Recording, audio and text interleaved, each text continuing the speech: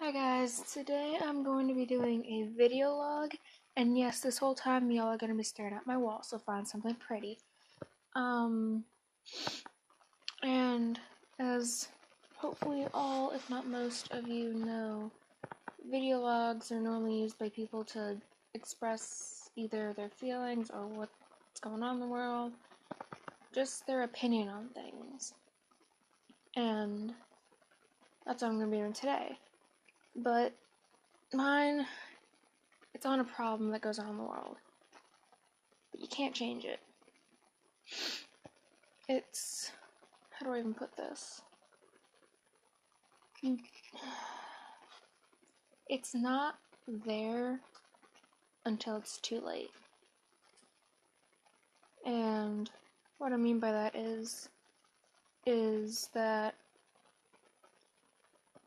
this problem doesn't exist until it's too late, if that makes sense. And if you guessed it, it's suicide. And the reason suicide is so close to me is I have contemplated it before, and it's not fun. It's not fun at all. I can't even describe the feeling of just being alone and depressed at 2 in the morning, crying your eyes out.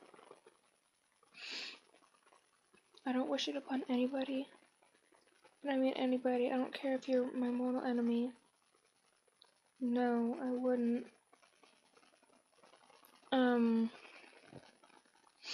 The main reason I was pushed to that limit was because of bullying.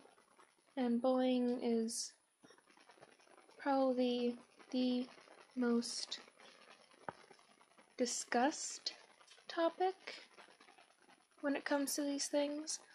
Because it's like, excuse my poor analogy, but it's like a snowball at the top of a really high mountain. You just go on with your life, you trip, and someone says something about it, and you fall, and you start rolling down this hill. And as you keep going down and down and down, you get faster and faster, and the main motivation for this is because more and more people are bullying you. And by the time you're 3/4 down the mountain, you are a huge snowball, and you're just going downhill as fast as you possibly can.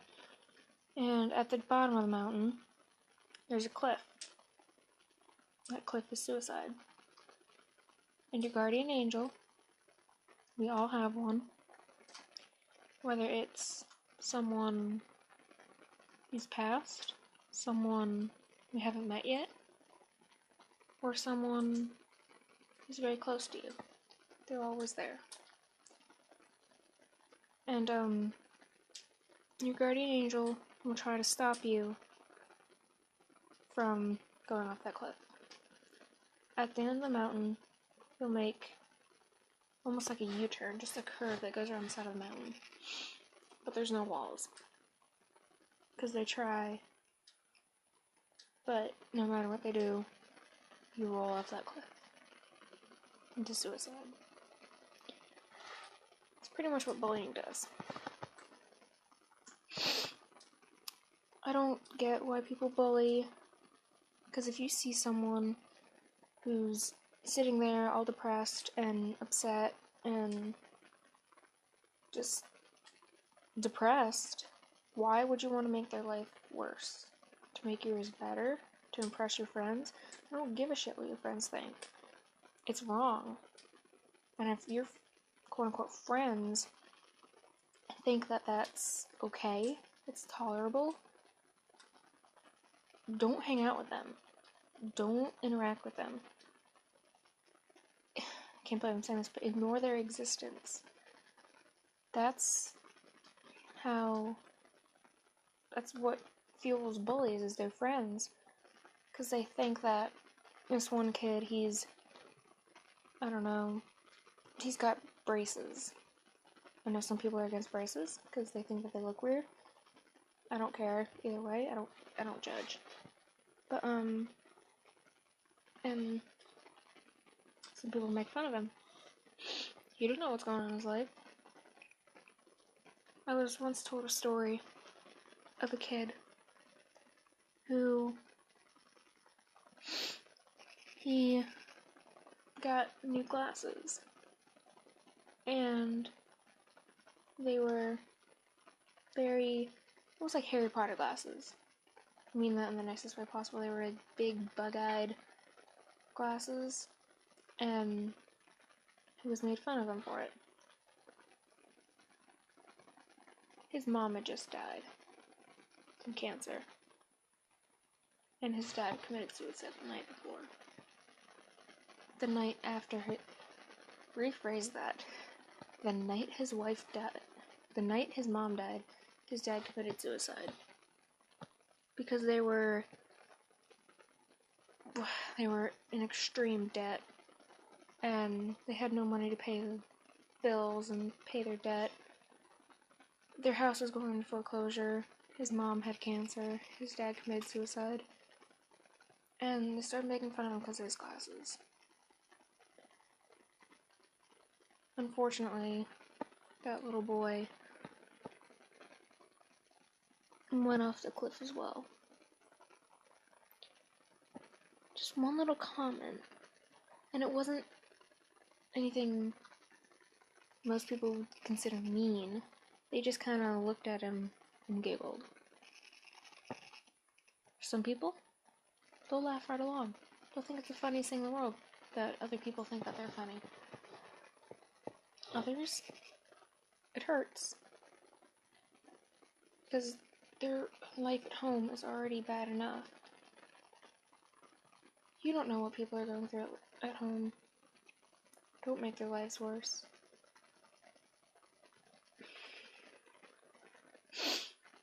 And a lot of people, I don't know how they say this, a lot of people think that suicide is an act of cowardness. That's a word now. It's cowardly. People think that self-harm is cowardly. Think about it. How strong do you have to be to take away the most precious gift that you have? And that is your life. Because you can't get that back. You were put on this earth for a reason. Yes, life may seem shitty, but it's life. I'm not trying to make this sound offensive. If I come off offensive, I'm sorry. This is not my goal. I'm just trying to express it. You have to be extremely strong to kill yourself.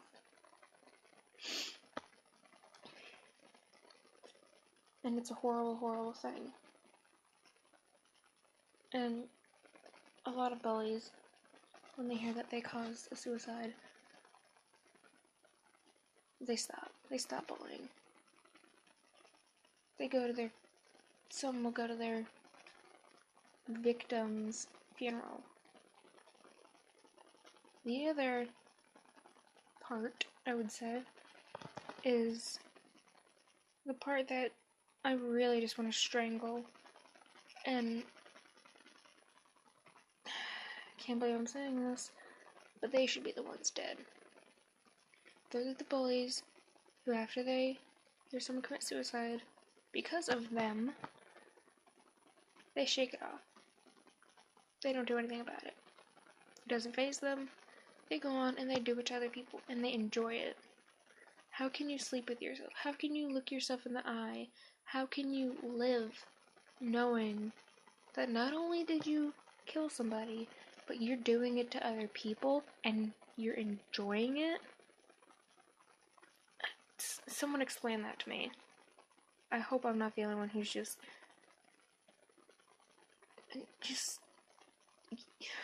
I don't know the right word for it. Just shocked that someone could do that.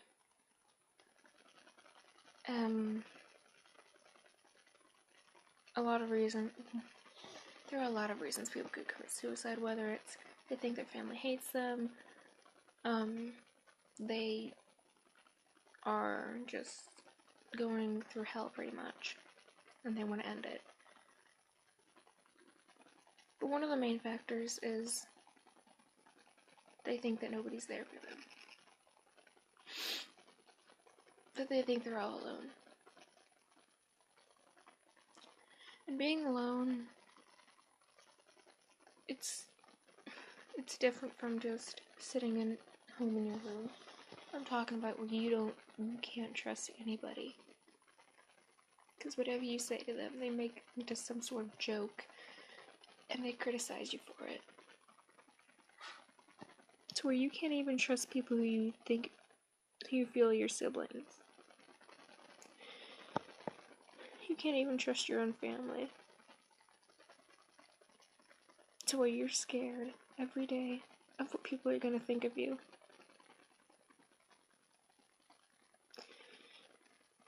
To where you're contemplating skipping class so that the pain will not come. But that pain always catches up with you, and it hurts. And that pain is being alone. Not having the shoulder to cry on. Not having that one person there for you. Not being able to let your emotions out, just having them build up and build up and build up inside. And then you break. And breaking, think of it as a deck of cards. You lay them out on a surface. They could be face up, face down, it doesn't matter. They could just be cut up pieces of paper and squares. You can align them into a square, rectangle, whatever shape you want, and it's that solid shape. And then think of your bullies and your negativity and your demons and all that stuff as your little sibling who comes screaming down the hall, just running as fast as he possibly can, right into that little stack of cards, which I forgot to mention is your heart, and it just flies everywhere. It's a broken shape. The reason I chose the analogy of the deck of cards is you can put those back together in that same shape. Oh shoot, I just screwed up that whole analogy. I just realized I forget everything I just said. Let me restart that analogy. Think of it as a piece of paper. That is your heart. Every little insult or every little, hopefully you know what I'm trying to say, thing that bothers you, you snip a little piece of paper off until it's all snipped. There's nothing left to snip. There's nothing left to break. And that's when you're broken. It's just sitting in this little pile. And you decide to try to fix yourself. You can try to put all those itty bitty microscopic little pieces of paper together and lay them out in that shape, then your demons, your little twin brother or something like that, come screaming down that hallway, and that little thing could just be one little insult, one little look that comes off. It could be something that you just misinterpret, and it just moves those pieces along again. It breaks them. You can try to fix yourself, but you'll never be together like you once were as that full piece of paper. Now, everybody has that one person who is the tape, I call it. They sit there and they spend hours and hours and hours and days and months and maybe even years putting those little pieces back together, laying them out how they were. But the thing is, they're not just laid together. What that person does is they tape it together, so they're stronger than before. That they're pretty much unbreakable. Because you can just try to snip it, and with a lot of tapes, it doesn't snip properly. So that one person is always there for you in your time of need. I don't care how dark it may seem, how alone you may seem, you still have that one person.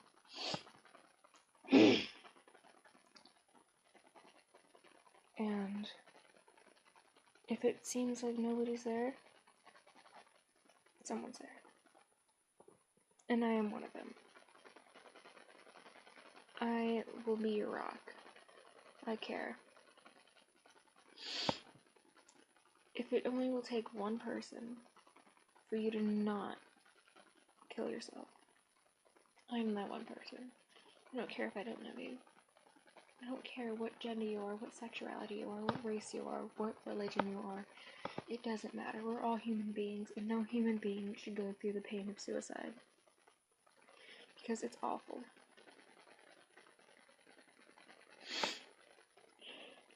So I'm here for you. I love you all. Sorry.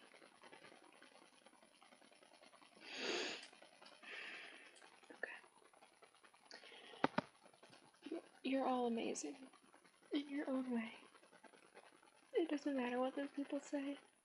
It's not the truth. Everybody's beautiful. Just listen to what I'm saying. You are beautiful. You are smart. You are funny. You are perfect. Everybody's different. Nobody's the same. Even identical twins. There's one thing that's a little different about them. So, who the hell can tell you're not perfect? You're not perfect. And we all need that one person who'll tell them that they are perfect. And I have a very close friend, who has helped me fight my demons. And yes, they'll always be there. And they'll always be part of me. But I accept that. I accept that challenge. Because I know that I've lasted this long. I've survived. I've fought and I've won. That this war is not over. Nor will it ever be. We're all fighting a war here. And if you survived that one night where you were so close to killing yourself, but you didn't, then there is nothing stronger than that. And that one very close friend is, well, his YouTube name is Optimistical. There are two Y's, but the mystical still has an I in it. So hopefully that makes sense.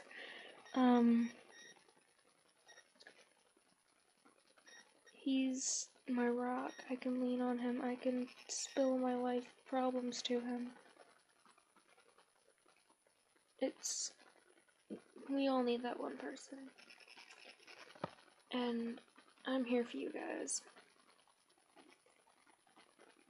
I'll put my kick in the description. So if you ever need me, if you ever need to talk, just message me. I'll be there. I love you all. And in conclusion, don't bully people. If you see someone alone or being bullied, step up and say something. How would you feel if you were that person? Alone? Upset? Depressed? You don't want anyone to feel like that. So go up and say something. Even if they just look depressed, even if you see someone crying, I'll make a bet with you guys. If you can, if somebody, just somebody, I wouldn't so much call it a bet, just make a promise to me. If you see someone who's crying and they're all alone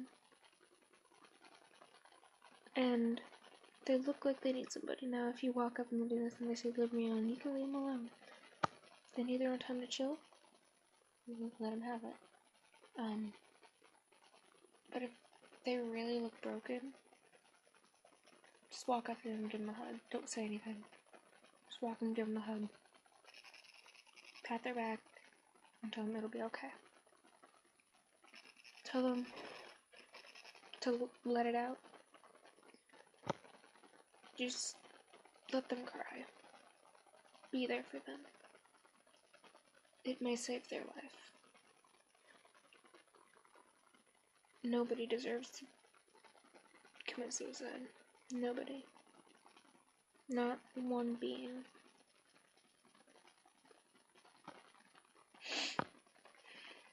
And just remember, I care. And as I repeat myself 5 million times, for those people who think that no one's there for them, I'm here for you. Just talk to me whenever. I love you guys. Stay strong. Bye.